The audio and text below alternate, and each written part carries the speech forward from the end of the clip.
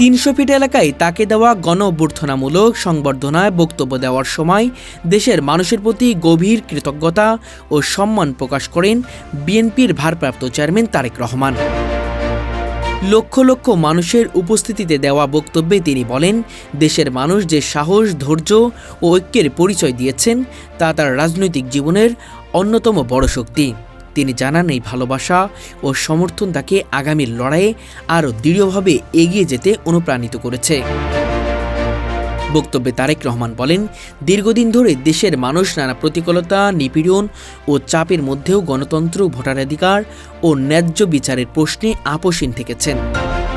৩০০ fit এলাকায় মানুষের স্বতঃস্ফূর্ত উপস্থিতি প্রমাণ করে জনগণ আর অন্যায় ও দুঃশাসনের সঙ্গে সমঝোতা করতে রাজি নয়। তিনি দাবি করেন, এই গণঅভ্যুত্থান মানুষের অধিকার আদায়ের এক শক্তিশালী বহিঃপ্রকাশ। তিনি আরও বলেন, ছাত্র, তরুণ, শ্রমজীবী মানুষ, পেশাজীবী ও সাধারণ নাগরিকদের সম্মিলিত অংশগ্রহণ এই আন্দোলনকে গণমানুষের আন্দোলনে রূপ দিয়েছে। রাজপথে নেমে আসা মানুষের ত্যাগ ও সংগ্রাম কোনোভাবেই বৃথা যাবে না বলে আশ্বাস করেন তিনি। জনগণের ঐক্য ভবিষ্যতে একটি গণতান্ত্রিক, জবাবদিহিতামূলক ও জনগণের কাছে দায়বদ্ধ রাষ্ট্র গঠন গুরুত্বপূর্ণ ভূমিকা রাখবে বলেও তিনি মন্তব্য করেন। বক্তব্যের শেষ অংশে তারেক রহমান সবাইকে শান্তিপূর্ণ ও শৃঙ্খলাবদ্ধ থাকার আহ্বান জানান। তিনি বলেন, জনগণের শক্তির উপর আস্থা রেখে আগামীর আন্দোলন ও সংগ্রাম এগিয়ে নিতে হবে।